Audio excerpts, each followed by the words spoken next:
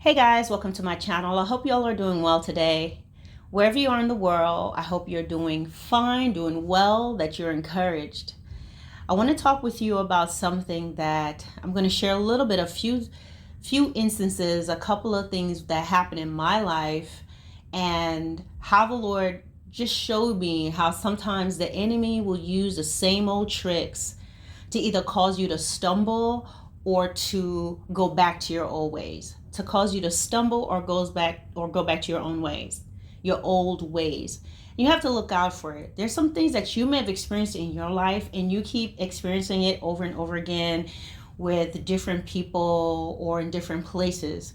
There's people who you've been experiencing certain things and you move across the globe or you move to a different state and here's the same thing. Sometimes there are things that you have to overcome because you still have not really let go of certain things, and so you're always going to be faced with that. But other times, guys, there are things that you did overcome it, you have improved, but the enemy will try to bring something your way again because he has no new tricks. Only thing that's new is he may try to change the atmosphere or the person. Have you ever met someone that you thought they were one way, but then all of a sudden you realize they're just like everybody else, or they are doing things that you know is toxic and wrong, but you were so surprised because of who it is. Like, for example, seeing a toxic pastor or a lying, I don't know, just someone a lying mentor, right? Those things don't go together. Toxic and pastor, lying and mentor is like an oxymoron. Like, what? You wouldn't expect it. So sometimes he may use someone or an individual that you would never suspect, and it will take you by surprise. But he's basically trying the same old tricks over and over again. So today I reflected on a few things that happened to me, and I'm gonna talk about something when I was about 15. I had to be about 15 or 16 years old.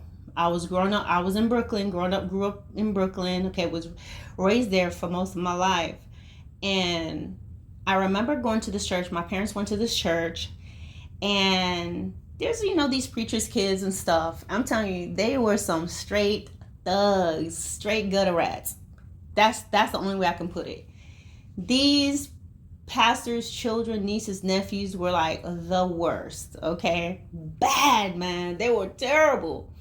So anyway, long story short, one of them, the pastor's granddaughter or whatever, she has just been provoking me, doing little things. We were going to like some kind of summer youth camp down at the church, and she was just doing the most. And I am a person, like, I will not bother you. I could ignore you for a long time. I have this patience that's long, right? But once I've had enough, I've had enough. And back then, I would just snap off and just black out. Okay, when I come to, the damage is already done. And that means I'll just cuss you out, or I'm just gonna drag you real quick. And that's what ended up happening. She kept doing something. I don't know what it was, because she's been doing it for a bit. And I just got to the point, I got so mad. I got up. I remember just from where I was at and just kind of jumped over the table and just grabbed her and just slung, I was just dragging her all across the floor and all that, right? Anyway, we eventually got pulled apart. And from that point on, she had a cousin that came. She doesn't even go to the church, but this cousin named Angie came to the church because Angie is supposedly known as a person that will fight you, and she's just this crazy chick, right? Now, I'm about 15 or 16. Angie is well over 18 years old. Angie's like a 20-year-old coming to the church to fight me. So the way it happened, she came to church, and this whole thing, oh, Angie, she came to church, she's gonna fight you, blah blah blah, because when you pull so and so, blah blah blah. And I'm nervous, but at the same time, I'm like, what can I do? So all this is going on. Church Sunday is going, And, you know, there's a time where I have to walk to go to the somewhere downstairs, but they're all lined up. Angie, this girl, the girl that I end up pulling, her cousins, all of them are like up against the wall, kind of like what you would see in high school. You know, those kids that's trying to cause trouble that you see in school. They're all gathered up during, you know, in the hallway between classes, posted up on the corner. They're just like that on the side. And as I'm passing by, you know, Angie's standing there menacing. She's not saying anything to me. And I walk right by her, right? And, you know, they're snickering and, yeah, or whatever, you know, talking all the smack. So nothing ever happened.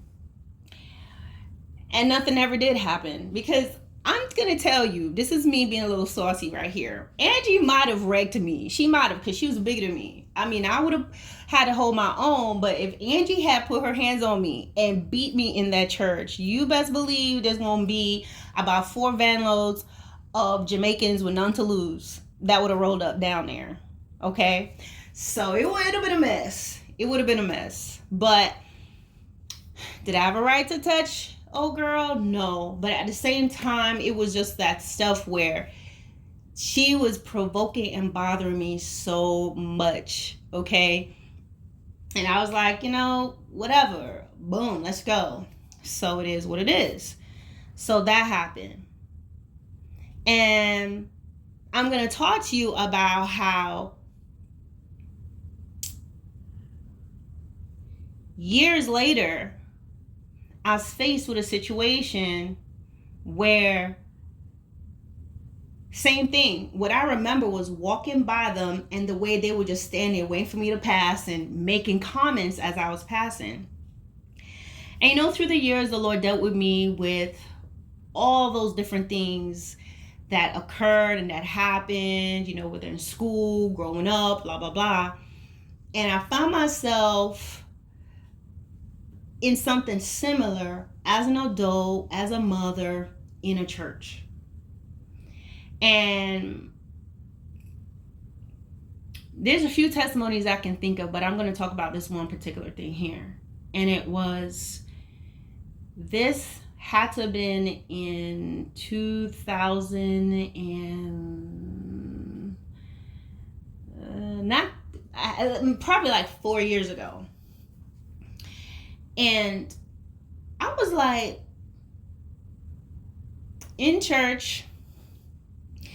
This was when the Lord had pulled me away from the church for a bit, and I was in his presence and praying and whatever. And I was just like in this good place, you know, and I was even fellowshipping with other people, whatever. But then the Lord had me go back to this church.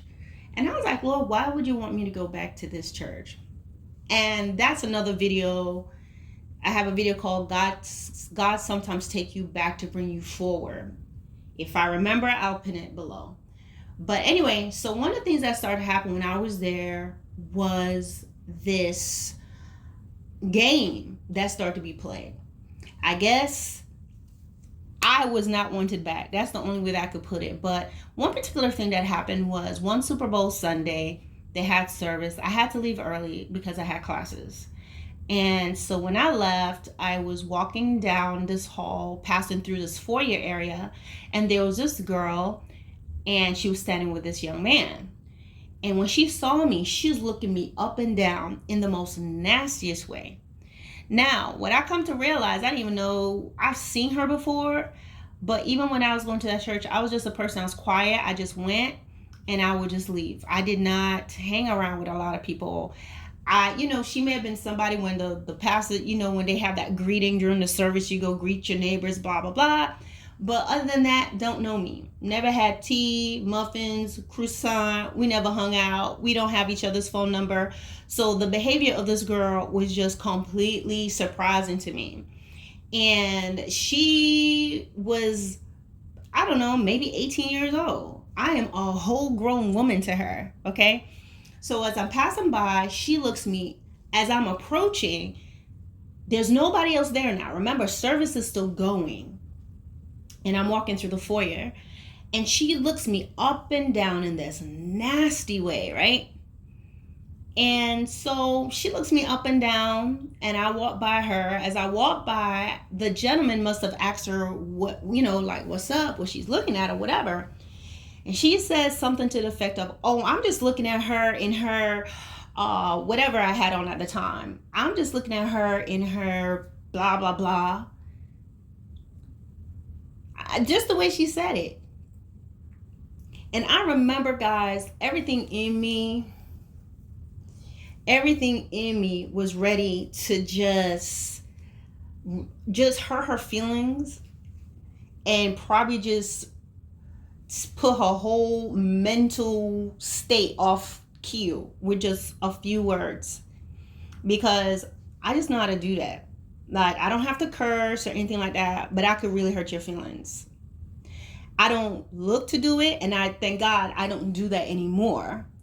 I would not bother you. I don't know how. I just know how to say stuff. I'll just look at a couple things on you and I'll say something that would devastate you.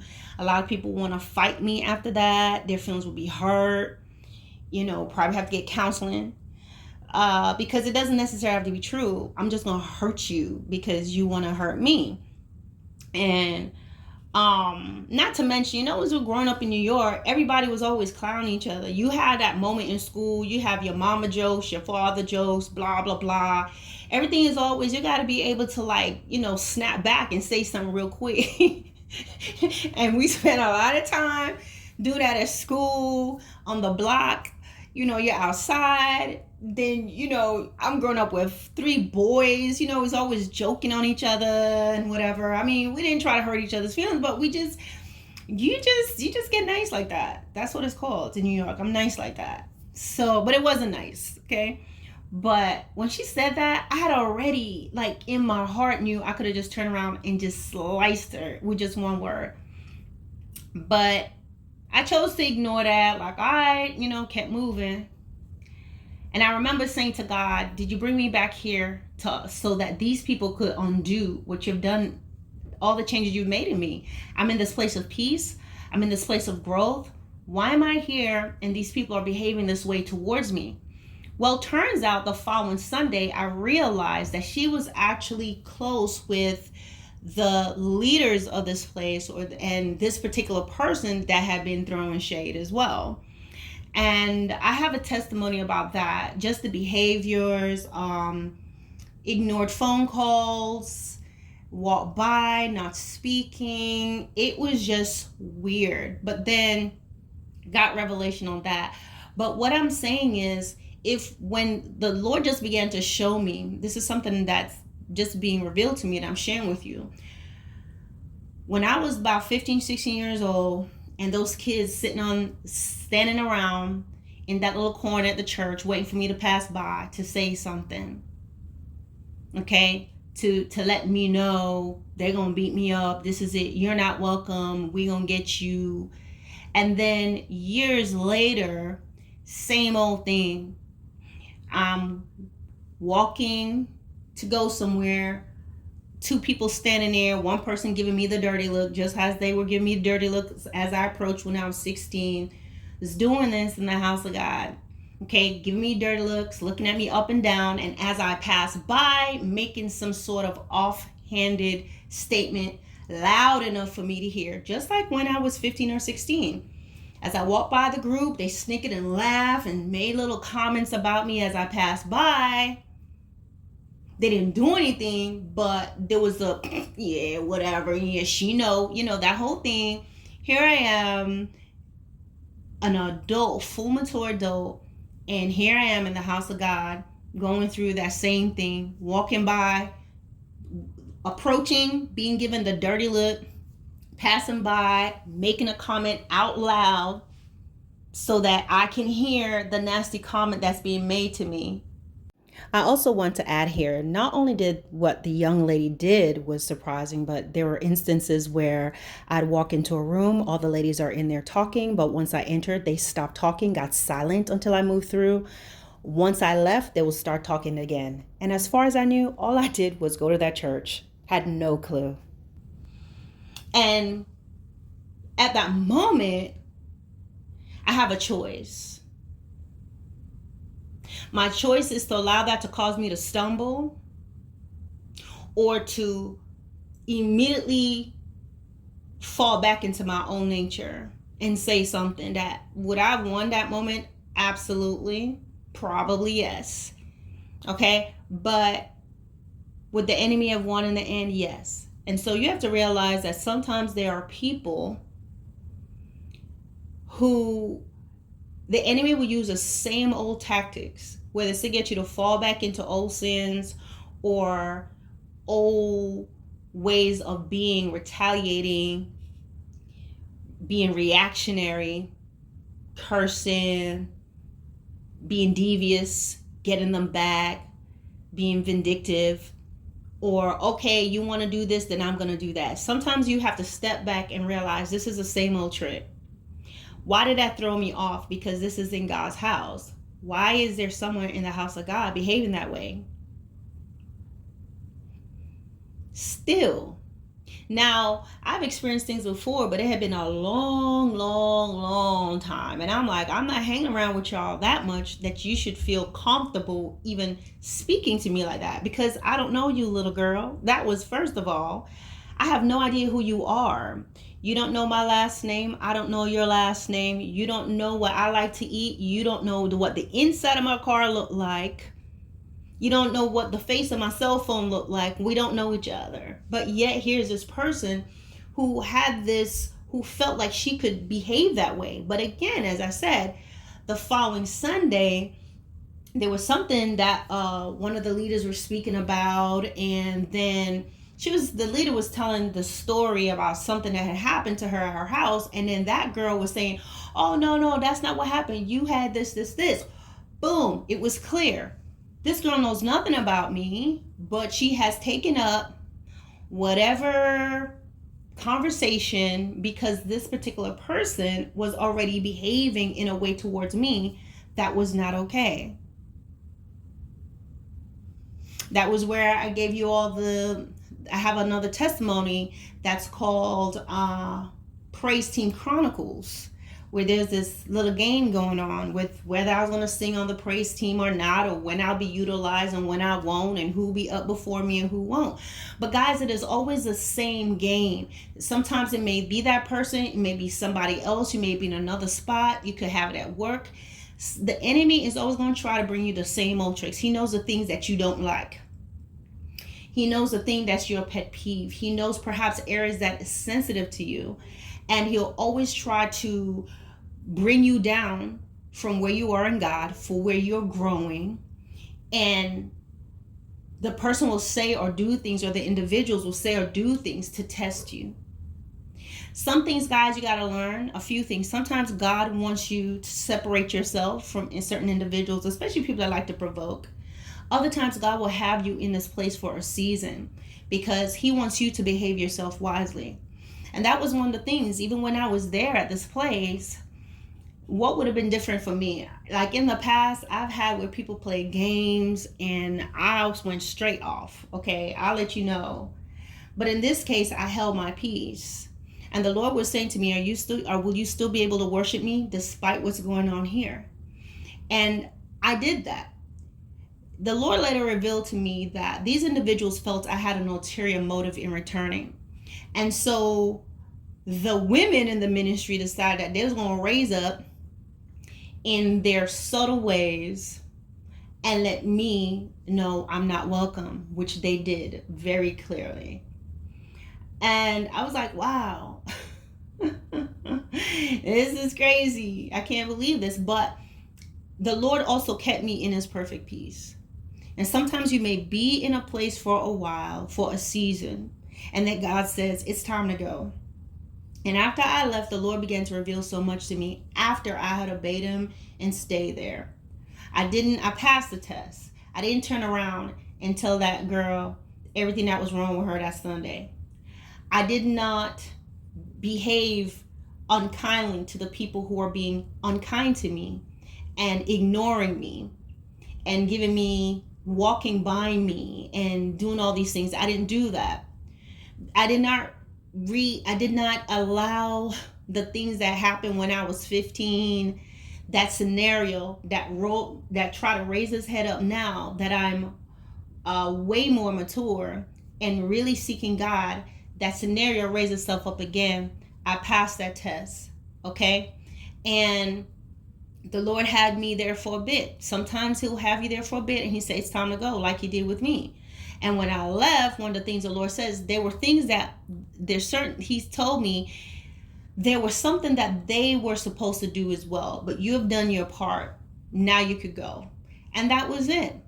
And those things occurred, and it was like maybe a few weeks later, the Lord had me to start my YouTube channel. So some places, guys, you have to move away and pull away from people. And then other times the Lord may have you there for a while. And other times, guys, you've got to see what's before you and not respond the way that you normally would. Because, some people have a provoking spirit. That's one of the biggest spirit that's in many churches. It's a passive aggressive spirit. It's a spirit that goes against you. People will do these things, but they do it in a way that if you say anything about it, it's going to look as if, you're crazy or what are you talking about? That is the most common thing that happens in the house of God. And you have to learn how to discern and see those things when God reveals those things to you and be led by his spirit in how to deal with it. But the biggest thing is if you fall and you end up reacting, then the enemy has won. And be proud and be happy and rejoice when the things that they try to do does not work. When you can still hold your head up high and continue doing the things that you're going to do and you want to do. And when I left that church and the Lord told me, this is your last day, not one person reached out to see what happened or where I was. As a matter of fact, I want to say this last time around when I had gone back, this time that I talked to you guys about, my child had got sick while I was at the church. It was during a Bible study. I had to leave and we had to go to the emergency room from there. And they knew that I was in the emergency room. Not one person called to see if I was okay. She ended up having to be admitted to the hospital. Not one person came to see me in the hospital. It was me, and then I had my son there. So no one came. We had to wait for once their dad got there. He got off work, he came and everything. And we stayed with her for a bit. Then he took, our son home, all of that. And we kind of would stagger and switch our times to be there. But I was there by myself. There are times when I had surgery, I needed a surgery, and it wasn't them that helped me. Matter of fact, it were people that didn't know the Lord that helped me. And it was a mixture of people that knew God that did not go to that church. But people within my community, people that I knew, people that didn't know God. Some didn't know God, some did. They're the ones that helped me. And when I laid in that house by myself, I wasn't alone. I could literally feel this heat just going up and down my body, and I was just in peace. And at that time, that particular surgery, my family could not come. It was just so quick, okay? Whereas before they were there and, mom and dad came and had all this stuff here. This was different, all right? But what I'm saying is God is going to provide. And so these individuals that they mistreated me, they weren't there for me, God always provided. And this is why you can't look at people and say, oh, this person is not a Christian, or this person is this, or this person is that, or I don't know this person.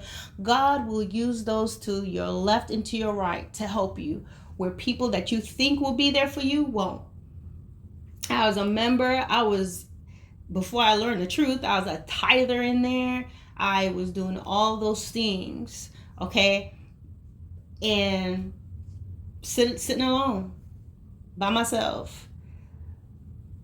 As a matter of fact, it was a few doctors and nurses that So that I was in the room with my daughter and I had my son, and they were like, "Hey, do you need us to get you this?" Those I'm not doctors. The nurses, those guys, and the technicians were like, "Hey, we can grab you this, grab you that." They helped me. God placed it in their hearts. Imagine that. God can place it in the heart of a stranger, but none of the hearts of the people of the church were moved to say, "Let's call up our sister and see how she's doing. Let's see if she need anything." And so that is why I have this unique relationship and this unique, it's unique for me, where I'm like, no matter what, I am not thinking and dependent on anybody from the church or anybody. I know that when it gets down to it, God is going to call people from the east and the west, strangers that I know not, to help me if I need to. You see what I'm saying? But always remember, I know I went a little bit off with that, but I hope it still encouraged you. Always remember this. The enemy is not doing anything new. He is just going to bring the same scenario. The reason why it will surprise you sometimes is because the person he uses at times is someone that they're presenting in a way you would not expect them to behave like that. You know what I mean? It's like a violent person. They're violent, but they just have this baby face. You don't expect it. So, but God will give you discernment, and you're going to see what's before you. And sometimes maybe you didn't pass the test. Maybe you went off. Maybe you just couldn't help but say what you need to say to somebody. And what you do, you learn from that. You learn from it. And you ask the Lord to forgive you and ask him to teach you how to be able to discern and how to be able to have temperance in these situations and to be able to see what it is, because you want to pass that test. You want to be able to pass that test. You want to be able to make a difference. You want to be able to know, okay, devil, you came here, tried this, it's not working, and you move on, because then you'll be able to help other people. And you'll be able to sympathize with people when they fall and they mess up. Because I've had times when I've fallen and I messed up and I did not do very good and I did not respond very well. And that provoking spirit, that subtle spirit that's in the house of God, that stuff will make you want to punch some people in the face.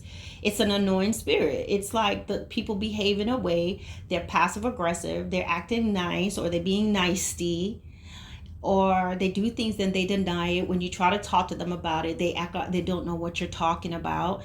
And then sometimes they're downright nasty. They get nasty with you when nobody's around. They say and do disrespectful things. They'll really show their face when nobody is there. But sometimes they behave that way because they're a part of a group.